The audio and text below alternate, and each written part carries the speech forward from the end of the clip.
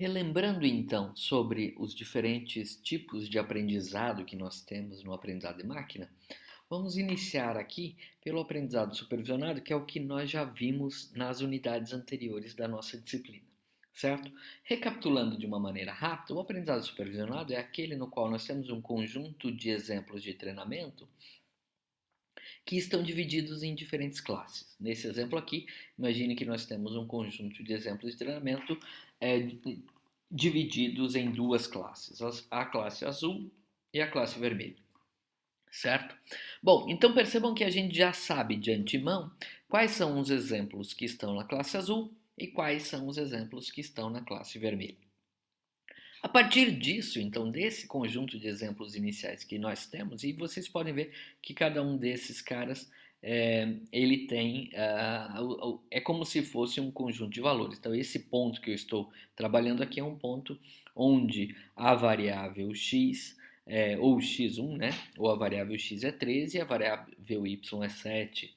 Esse outro aqui, a variável x é 8 e a variável y é 17, assim por diante, certo? Muito bem. Então, trabalhando nesse contexto, o que eu faço é fornecer todos esses dados aqui para um algoritmo. Esse algoritmo vai analisá-los e vai tentar identificar formas de separar quais são os exemplos da classe azul dos exemplos da classe vermelha.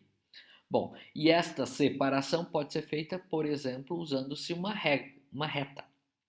Se isso for feito usando uma reta e a gente conseguir separar realmente esses exemplos, a gente diz que está trabalhando com um problema linearmente separável e o seu algoritmo, através de uma reta, ele vai conseguir fazer esse tipo de coisa. Tá? O problema, então, enfrentado aqui não existe uma única reta para separar esses conjuntos de dados. Né? Mesmo que eles sejam linearmente separáveis, eu já tenho identificado que uma reta é suficiente para separá-los, eu vou ter que identificar então qual das retas vai ser a melhor reta para ser utilizada.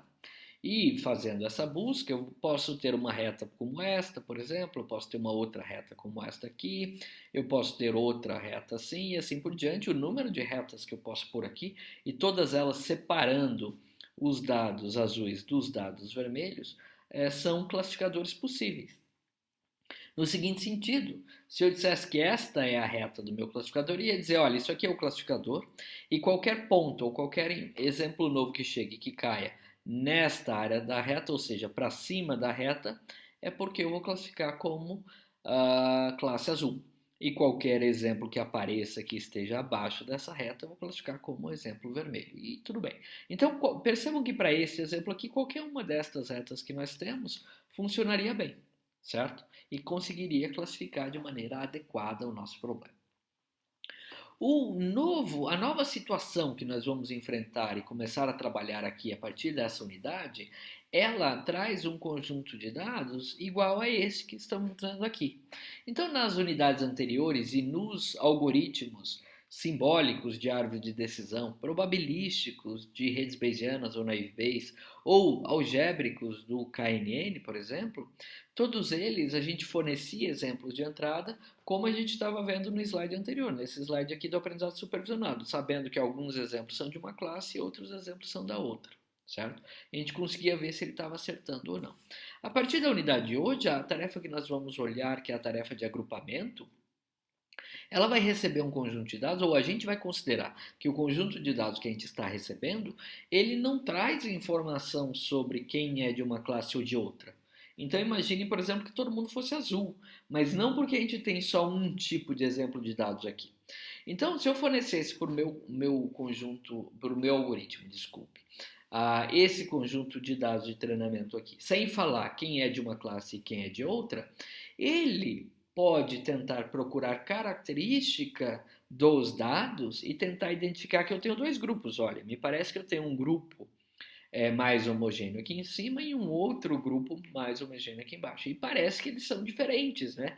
Dá a impressão, olhando para essa figura, que esses dados que estão aqui são diferentes daqueles. Ou, no mínimo, esses dados que estão aqui são mais parecidos com o que estão perto dele e mais diferentes do que esses outros aqui. Então, essa diferença, quando a gente plota as instâncias, a gente percebe que há separações muito nítidas no conjunto de dados, isso pode ser caracterizado como diferentes grupos. Então, eu poderia dizer que eu tenho dois grupos diferentes nesse conjunto de dados, mas que eu não sei o que significam esses grupos. Eu não sei se quem pertence a esse grupo aqui faz parte da classe A e quem pertence a esse grupo faz parte da classe B. Eu não sei porque eu não tenho essa informação. Esse rótulo não é fornecido. Então imagine que eu esteja trabalhando numa empresa ou esteja trabalhando no banco, eu sou funcionário do banco e tenho que analisar meus clientes, certo?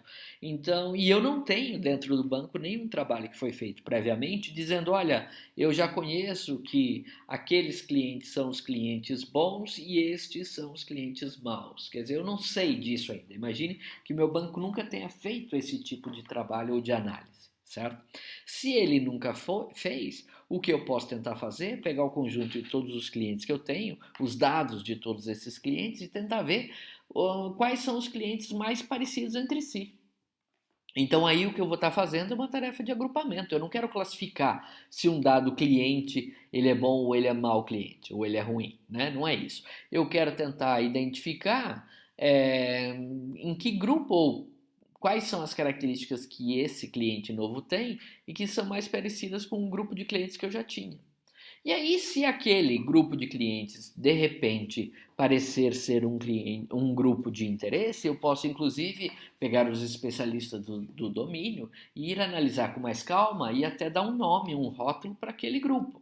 Vou dizer, aqueles são os nossos clientes X. E aí pode ser que, na sequência, eu até queira criar um classificador para saber se novos clientes vão ser clientes pertencentes ao grupo X ou não pertencentes ao grupo X, por exemplo. Não é? Então eu posso, na sequência, se eu quiser criar rótulos para esses grupos que eu identifiquei, eu posso então depois até pensar numa tarefa de classificação usando esse mesmo conjunto de dados. Mas percebam que não é necessário e nem sempre é o caso de que eu vá executar uma tarefa de agrupamento para depois rotular os dados e fazer classificação. Não, isso não é necessário, não é sempre que a gente faz isso. Na maioria das vezes eu vou rodar a minha tarefa, executar a minha tarefa de aprendizado não supervisionado para agrupamento, porque eu realmente quero tentar entender mais sobre os meus clientes, por exemplo, ou sobre os meus dados. Eu quero ver como é que eles se agrupam, como é que eles se dividem, se há grupos bem definidos ou não, ou se o meu conjunto de dados é todo bagunçado mesmo e etc. Eu estou tentando então entender mais o meu conjunto de dados. Então percebam que em aprendizado de máquina, a gente diz que normalmente quando vocês executam uma tarefa de aprendizado supervisionado, como era o caso das tarefas aplicadas nas unidades anteriores, certo?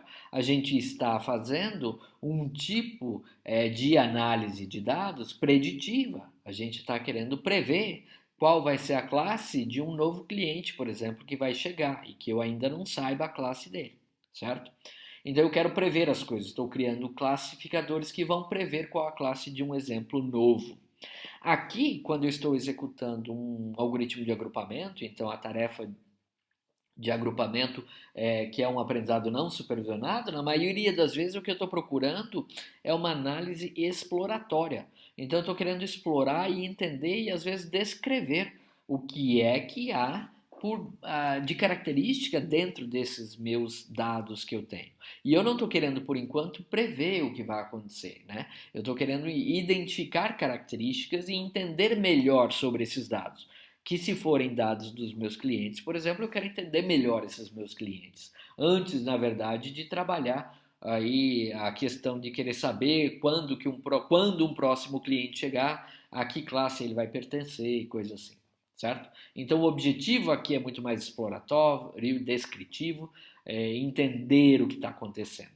E uma vez que depois eu tenha entendido, eu posso inclusive fazer na sequência um trabalho também preditivo, aí, de querer prever o que é que vai acontecer com novas instâncias e tal, certo? Mas então fica caracterizada essa diferença, e essa diferença ela vai estar então que ao invés de querer procurar um algoritmo que me dê retas que dividam as classes, eu vou querer procurar algoritmos que identifiquem grupos aqui dentro. Então eu posso ter criado um algoritmo que identificou dois grupos certo? Esse grupo mais alaranjado e esse grupo mais esverdeado.